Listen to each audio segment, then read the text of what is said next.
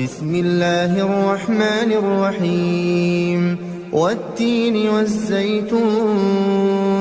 وطور سينين وهذا البلد الأمين لقد خلقنا الإنسان في أحسن تقويم ثم رددناه أسفل سافلين إلا الذين آمنوا وعملوا الصالحات فلهم أجر غير ممنون فما يكذبك بعد بالدين